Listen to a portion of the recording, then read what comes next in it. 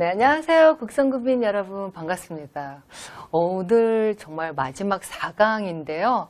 어떠셨어요? 1강, 2강, 3강 들으시면서 정말 건강해져야겠다. 적정 체중 유지해야겠다. 이렇게 많이 느끼셨을 것 같은데요. 오늘 4강은 조금 더 제가 구체적으로 젊고 활력 넘치는 다이어트 성공을 위한 식단을 좀 어떻게 해야 될지, 그리고 또 거기에 필요한 보조적인 영양제는 어떤 게 있을지 알려드리겠습니다. 우리가 오늘 이제 이거 들으시면서 적정 체중, 정상 체중인 분들은 안 들으셔도 될 것 같은데, 건강하게 다이어트하는 게 정말 중요하죠. 우리가 다이어트를 뭔가 계획하시면 많은 분들이 원장님 저 식단 좀 줄여주세요. 저 적게 먹어야 돼요 하시는데, 식사량만 줄이려고 하면 안 돼요. 왜냐하면 식사량을 줄이다 보면 결국 영양소 균형이 깨지게 되고, 영양소 균형이 깨지면 결국 요요가 올 수밖에 없습니다.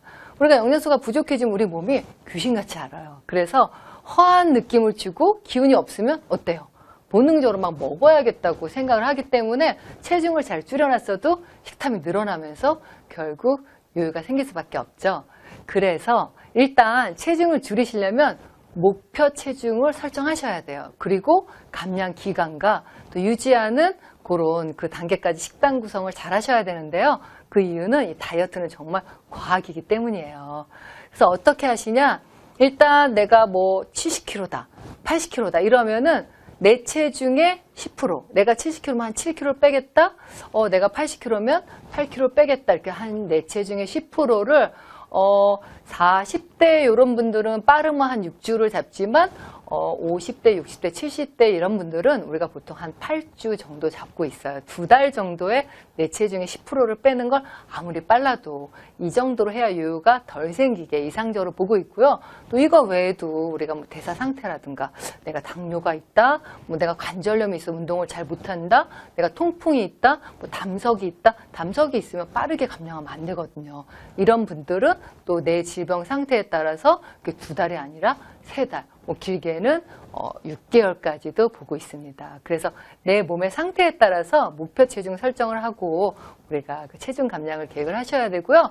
사실 교과서적으로는 일주일에 0.5kg씩 지방을 감량해서 한 달에 2kg가 이상적이라고 해요. 근데 사람들이 막 일주일에 1kg 내지는 한 달에 2kg 빠져. 원장님 저 다이어트 못하겠어요. 그렇게 안 빠져 하시는데 이게 교과서적으로 맞다는 거죠. 근데 제가 비만 클리닉을 한 20년 이상 하다 보니까 조금 사람들이 초기에 빠른 감량을 해야지 또 그만큼 동기부여도 되고 유지도 잘 하시고, 또 요즘은 초기에 빠른 감량이 요요도 덜 한다는 그런 논문이 있어서 제가 초기 2주에 어떻게 해야 될지 알려드릴게요. 다이어트 하면은 여러분들은 어떻게 생각하세요? 운동을 너무 안 해서 뭐 이렇게 생각하시는 분도 있는데, 7, 3이라고 하죠. 음식이 70%고 운동이 30이기 때문에 결국 성공하는 다이어트는 초기에 음식 조절이 정말 중요한데요. 일단 살찐 사람은요, 먹는 걸 많이 먹는다? 물론 이런 분도 있겠지만 나이가 들수록 이렇게 비만이신 분들이 먹는 걸 많이 먹는 것보다는 지방 대사가 꺼져 있어요. 우리 몸의 지방이 가만히 있는 게 아니라 만들어지고 분해하고 만들어지고 분해해서 계속 대사를 해야 되는데, 지방이 계속 축적되다 보니까 지방이 분해되는 대사가 꺼져 있죠. 그러니까 내 몸에 지방을 갖다 쓰는 작업부터 해야지 우리가 올바른 다이어트의 시작입니다. 그래서 이제 첫 2주 동안은 그런 작업을 하는 거예요. 내 꺼진 지방 대사를 막 이렇게 살리는 작업을 해야 되는데, 그러려면 어떻게 돼요? 이 2주가 핵심이기 때문에 2주 동안은 웬만하면 술 약속이라든가 외부 외식하는 약속은 하지 마시고 우리가 이 식단을 잘 유지하셔야 되는데, 제가 보니까 이 비만인 분들의 한 70% 이상은 제가 1강에서 말씀드린 인슐린 저항성이 있는 분들이 많아요. 조금 더 복습하자면 인슐린 저항성이 있으면 우리가 먹은 음식이 세포로 에너지를 못 들어가고 어디다 갖다 놔요? 지방에다 차곡차곡 쌓아놓잖아요. 그러다 보니까 음식량을 줄인다고 해도 생각보다 체중 감량이 빠르게 안 나타나죠. 그래서 이 인슐린 저항성 있는 분들, 이런 분들 뭐 피검사 굳이 안 해도 제가 말씀드렸죠. 남자는 허리 36인치 이상, 여자는 34인치 이상, 그리고 또 인슐린 저항성 있는 분들은 피부에 이렇게 쥐젖 있죠. 우리가 스킨택이라고 하는데 쥐젖이 또 많이 있는 분들은 인슐린 저항성이 있는 확률이 높습니다. 그래서 이런 분들은 탄수화물 중독을 끊어내야 돼요. 인슐린이 좀 제자리를 찾아 균형 있게 지방을 쓰는 몸이 되려면 탄수화물 중독을 끊어내야 되니까 첫 2주 동안은 가능하면 저탄수화물, 당을 좀 줄이는 식사를 해서 밥, 빵면, 국수, 심지어 과일까지도 좀 최소화하셔야 돼요. 그래서 이런 분들은 첫 일주일에 특히 한 이틀 동안은 제가 가능하면 아주 탄수화물을 많이 제한하는 단백질 위주의 식사, 소고기 미역국을 해서 건더기 위주로 먹는다든가 살코기, 생선 이렇게 좀 탄수화물을 줄이는 식사를 하라고 제가 말씀을 드리고 있고요. 이게 왜냐하면 인슐린 저항성이 있을 때 우리가 탄수화물이 많이 안 들어오면 어떻겠어요? 지방을 에너지로 써야 되니까 이 비만한 분들이 지방 대사가 꺼져 있던 게 지방 스위치가 올라가는 거예요. 그때부터 지방이 활활 타오르고 연소가 되니까 먹는 양을 줄이는 것도 물론 중요하지만 탄수화물을 많이 줄이고 밥도 3끼 드셨으면 점심 정도 한 끼 먹고 아침 저녁은 계란 후라이에 채소 샐러드에 생선에 이렇게 해서 탄수화물을 한 일주일 동안만이라도 많이 이렇게 좀 제한을 하시면은 체중 감량이 빠른 걸 느낄 수가 있고요. 또 음식을 우리가 빨리 먹거나 또 만성적으로 제산제를 먹거나 관절약을 먹거나 이런 분들은 제가 장루수증, 장이 샌다 그랬잖아요. 그렇게 하다 보면 아무리 내가 음식을 줄이려고 해도 장이 새다 보면 나쁜 세균이 많이 늘어나서 뱃살 비만, 배가 또 많이 늘어나고 살이 잘 안 빠지기 때문에 이런 분들 역시 첫 2주 동안은 무조건 새끼마다 채소가 들어가줘야 돼요. 샐러드만 먹기 싫다 그러면은 나물 반찬 3가지, 또 채소를 구워서 내지는 데쳐서 삶아서 먹어도 되니까 이 채소를 많이 먹어줘야지 결국 장에 있는 유익균들이 먹이가 바로 우리가 식이섬유거든요. 그래서 이런 원인들을 잘 알고 첫 2주 동안 식단을 철저하게 하셔야지 그만큼 인슐린 저항성이 좋아지면 그때부터 지방대사가 되면서 살이 빠지는 몸으로 될 수가 있습니다. 그래서 2주 정도는 일단 정제당은 끊어야겠죠. 우리가 가공식품 절대 피하셔야 되고 웬만하면 집에서 먹는데 당지수가 좀 낮은 음식으로 저탄 고지가 아니라 저탄고 단백질, 지방은 적절하게 먹고 지방이 막 기름기 먹으라는 게 아니라 기름 데쳐서 먹어도 되고 내지는 올리브유 이런 좋은 기름을 이렇게 샐러드에 뿌려도 되는데 이렇게 좀 정제당은 끊고 2주 동안 식사요법을 하시면서 또 인슐린 저항성을 좋게 하려면 식사가 꾸준히 규칙적으로 들어가줘야 돼요. 그래서 가능하면 아침, 점심, 저녁 일정한 시간으로 한 4-5시간 간격으로 하면서 말씀드렸다시피 밥방면을 좀 줄이고 대신에 이렇게 쌈 싸 먹거나 쌈채소 내지는 샐러드, 나물 반찬 3개 이렇게 하시면 더 좋고 특히 이제 콩을 메인으로 해서 콩에 단백질도 많이 있고 우리가 여성, 남성 갱년기에 다 좋다 그랬잖아요. 그래서 콩을 메인으로 해서 두부를 드시거나 콩을 또 가는 콩밥을 드시거나 간식으로 콩을 드시거나 이렇게 해서 음식의 종류의 구성에 좀 더 신경 쓰셔야겠고요. 또 식이섬유 우리가 그냥 먹고 얘는 소화가 안 돼서 포만감이 있다 이런 것뿐만이 아니라 식이섬유가 장내 이 유익균의 먹이가 되면서 장내 환경을 살이 빠지는 몸으로 바꾸기 때문에 이런 거 신경 쓰셔야겠습니다. 양은 어느 정도 먹냐고요? 양은 내가 먹는 거에 한 30% 정도 줄인다고 생각하면 돼요. 밥을 먹을 때 3분의 1 정도 덜어 드시는 거죠.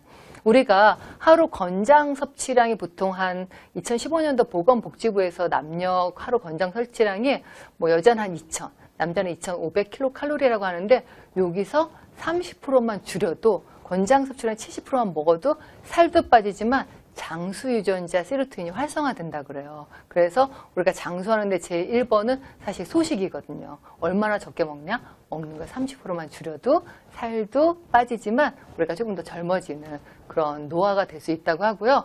그 다음 이제 또 중요한 게 인슐린이 이렇게 안정되고 좋아지면 결국 장이 또 활발하게 좋은 유익균들이 많아야 뱃살이 빠진다 그랬잖아요. 그래서 이 장에 유익균들을 유산균을 드시는 것도 좋지만 이 유산균이 많은 것들이 결국 발효식품이라 우리가 양파, 초절이, 피클 같은 거 이렇게 좀 발효식품을 많이 드시고 또 이 외에도 우리가 그 장이 새는 걸 막아주는 게 오메가3를 많이 드시면 또 장 새는 게 좋아지기 때문에 오메가3가 많이 있는 올리브유도 괜찮고 아보카도유 또 이 외에도 우리가 들기름도 괜찮고 견과류 이런 좋은 지방도 챙겨 드시면은 장도 건강해지고 오히려 지방을 드셨지만 좋은 지방이기 때문에 살이 빠지는 걸 느낄 수가 있습니다.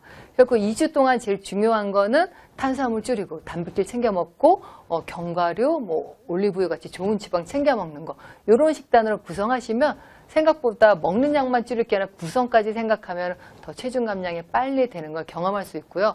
제 임상 경험상 보통 그러면 2주 동안 뭐 진짜 많게는 한 4kg, 적어도 한 3kg 이상 빠지면서 초기 감량이 빨라야지 또 이게 동기부여가 돼서 체중 감량이 유지되는 그런 몸을 가질 수가 있습니다.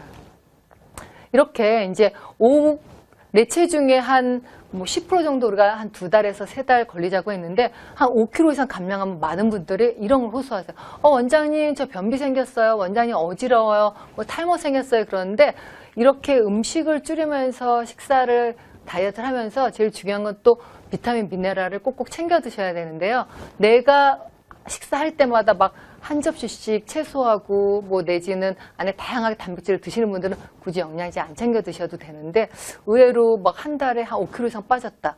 내가 10kg 이상 감량할 거다. 이런 분들은 비타민, 미네랄에 이 영양소 결핍이 아무래도 결핍되니까 이런 영양제를 챙겨 드시는 게 좋습니다. 근데 종합 비타민 챙겨 드시는 것도 좋지만 특히 이렇게 우리가 다이어트를 할 때 도움이 되는 비타민 4가지를 제가 알려드리려고 합니다. 첫 번째는요, 비타민 D인데 비타민 D는 뼈 건강도 중요하고 면역 건강에도 중요하지만 이 비타민 D가 있어야지 지방 분해가 더 잘 된다고 그래요. 그래서 비타민 D 뭐 주사로 맞으시는 분도 있죠. 한 3개월에 한 번씩 맞으시는 분도 있고 아니면 비타민 D가 풍부한 게 우리가 주로 버섯 또 내지는 사실 계란 노른자에 있는데 의외로 음식에 비타민 D가 많은 음식들이 많이 없어요. 그래서 햇빛을 주로 보면서 햇빛에서 만들어지는 햇빛 비타민이라고 하는데 요즘 같은 뭐 1, 2월까지는 햇빛량이 많지 않기 때문에 비타민 D를 꼭꼭 챙겨서 드셔야 되는데 어느 정도 드시냐? 정확하게 하려면 사실 피검사를 해서 그 안에 혈중 농도가 한 30에서 100 나노그램 퍼 밀리리터가 돼야지 살뿐만 아니라 면역, 우리가 몸도 건강한 그런 비타민 D 함량이라고 하는데 이걸 잘 모르겠다 그러면 우리가 보통 비타민 영양제가 1000유니트거든요.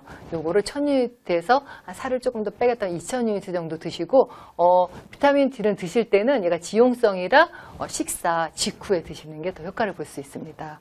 그리고 또 도움이 되는 비타민이 비타민 B군인데요.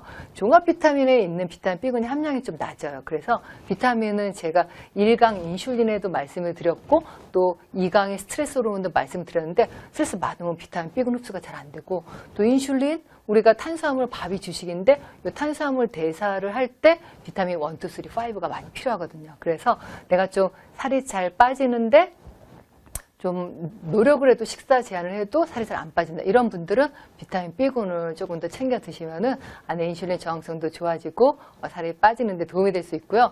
사실 비타민 B군은 우리가 수용성이라 빈속에 드시는 게 효과가 좋지만 내가 비타민 B군을 먹으면 좀 공복에 먹으면 속이 좀 울렁울렁하다. 이런 분들이 있으세요. 그런 분들은 식후에 드셔도 무방합니다. 그 다음 이제 비타민 B군은 사실 제가 B군이라고 말하는 게 비타민 B는 1, 2, 3, 5, 7, 9, 12 그래서 8개의 종류가 같이 비타민 B군으로 돼서 비타민 B 복합체라 그래요. 그래서 비타민 B군이 이렇게 다이어트에도 도움이 되지만 스트레스 해소 또 B5는 탈모 예방도 되고 B12는 구내염. 다이어트 하다 보면 원장님 저 입이 까끌까끌해요. 여기 염증이 생겼어요. 혓바늘이 돋아. 이런 분들은 비타민 B군을 챙겨 드시는 게 좋겠습니다.